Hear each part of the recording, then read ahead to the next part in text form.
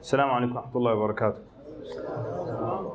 الحمد لله رب العالمين والصلاة والسلام على رسوله الأمين وعلى آله وصحبه أجمعين أما بعد.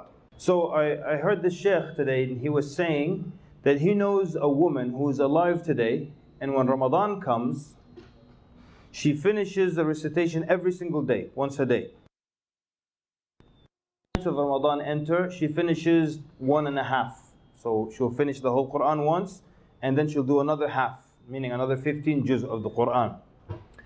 I heard another Sheikh say a long time ago, keep it? Just adjust it. Yeah. Where he says he knows someone who works full time, is married and has children, and he recites 24 juz of the Quran every single day, 24 parts every single day. So the question is, how do people do it? And even, let's get more reasonable than that. If someone was to recite a juz every single day, and they work full time, they have children, how is that possible? It's possible because of the following. The mistake that most people make is that they look for chunks of free time in their schedule. A chunk of free time in their day or in their week. Tuesday I have 3 empty hours. Nobody has a chunk of empty hours. We're all completely busy, and even if we knew we had 4 hours that were empty, we would still find something to fill it with. That's the first reality. The second reality, if you sat down to recite Quran for 4 or 5 hours, most people would fall asleep anyways. So the secret is to find, that's the truth, the secret is to find short periods of time and recite the Quran during these times. If you work full time and you don't have an hour and a half that's just an empty chunk like that, how else could you recite the Quran? The moments that you have in your day and in your week, if you add them up together, they are a lot more than chunks of empty hours. I'll give you an example, and this is a personal friend of mine. He learned a language in 2 months. He learned to speak this language. It's actually in a specific country in Far East Asia, and it's even within that country a rare language that's only spoken by one tribe that lives beyond the mountains. He learned this language in America in 2 months, where he could give da'wah in that language. So how did he do it? He said any language in the world is composed of 2 parts. The first part is the grammatical, the grammatical rules, the sentence structure of that language. How do you make the plural form, past tense, future tense, like that. He said, I learned the rules of the language in 1 month.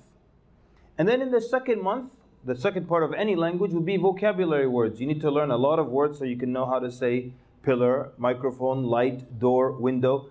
You need to learn a lot of vocab words. Then you put them together in a sentence using the rules you learned the first time about the language. So he said, I learned the rules in the first month, and in the second month, I just memorized vocabulary words. How did he do it? He said, I would write down the vocabulary words in notepads, note cards like this, and I'll put them in my pocket right here. When I stop at a traffic light, how long is the traffic light red? 15, 20 seconds, 25 seconds, 30 seconds if it's a left turn. I would pull out the note cards and memorize a word. Then I'll put it back in my pocket. I'm in the elevator. How long is an elevator trip? Very short. Pull out the notes, memorize a word. I'm waiting in line at the doctor, restaurant for my food, where there's an accident. Pull out the notes, memorize a word.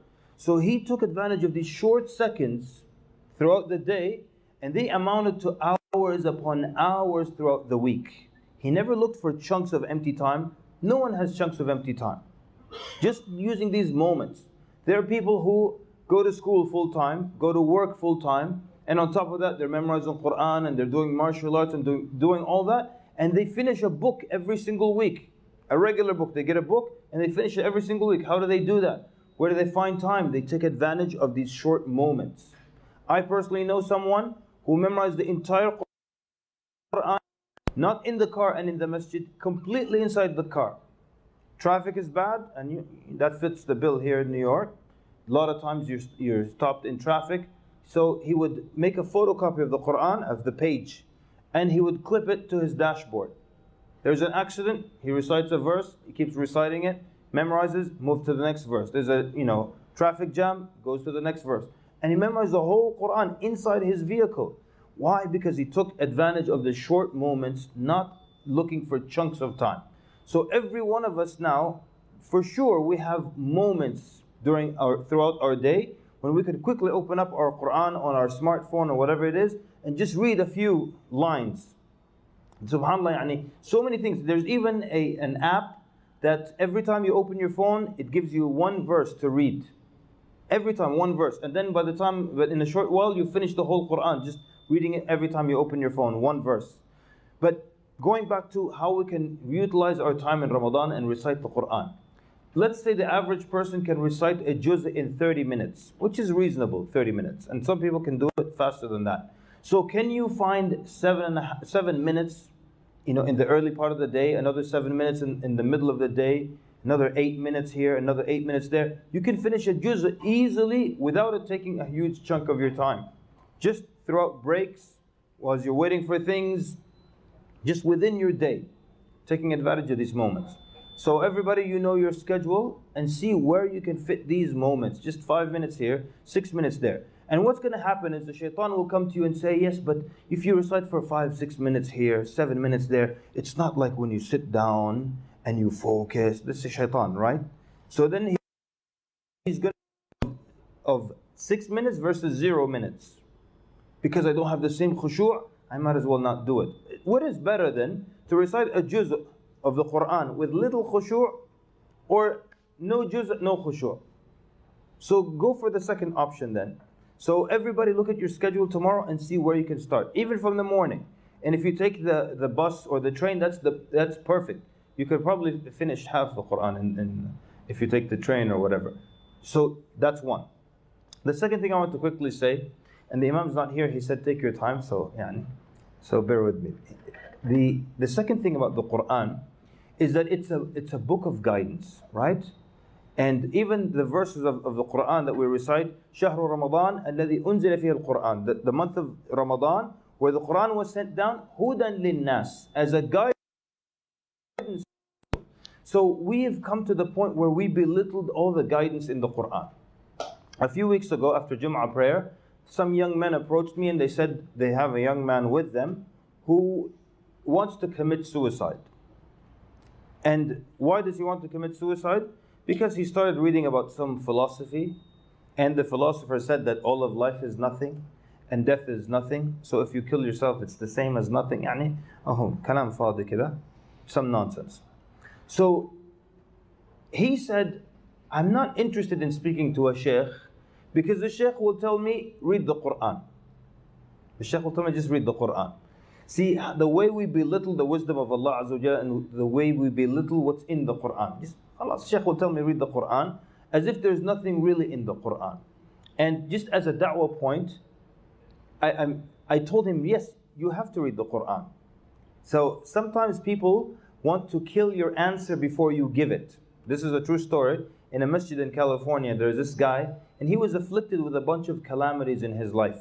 So every time there's a guest speaker on Friday, he will go to that sheikh and he'll say, this happened to me, and then this happened to me. He will list all the problems in his life, and then he will ask the sheikh, why is Allah doing this to me? Don't tell me Allah, don't tell me be patient. Don't tell me if you don't experience the bad, you will never know the good. Don't tell me all these bad things will expiate your sins on the day of judgment. But go ahead, answer my question. So basically, you killed all the right answers that I was going to give you, and you told me not to give them to you back. And that doesn't make sense. It's like someone telling you, what's 1 + 1? Don't tell me 2. But go ahead and answer it. La wallah, I'll tell you 2. Msh ala kayfak. I'll tell you 2. Because that's the right answer. You can't take the right answer, slaughter it, and tell me you can't use it. I can use it. So this person was saying, the sheikh will just tell me read the Quran. So I told him, yes, I will tell you read the Quran. And the problem is we belittle what Allah subhanahu wa ta'ala tells us in the Quran. So, the man wanted to commit suicide from reading philosophy. And then he tells me, I'm thinking of doing a minor in philosophy. It didn't work the first time. Now you get a minor in it, what are you going to do? Kill the whole family and then yourself?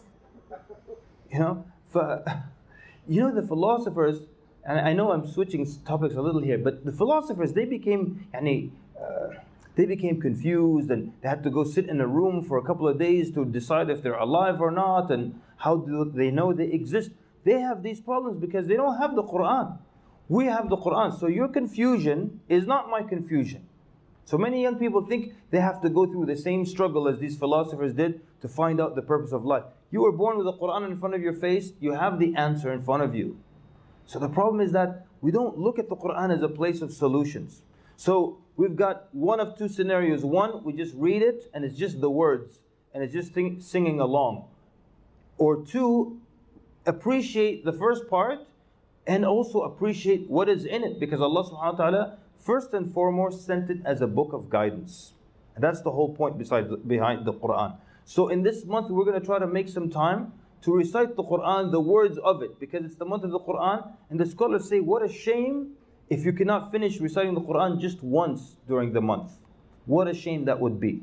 So at least that's our bare minimum, we have to cover that. Then the second part, we have to start to understand what is it that Allah subhanahu wa ta'ala is telling us in this great book. Over 600 pages, Allah subhanahu wa ta'ala is giving us some kind of message.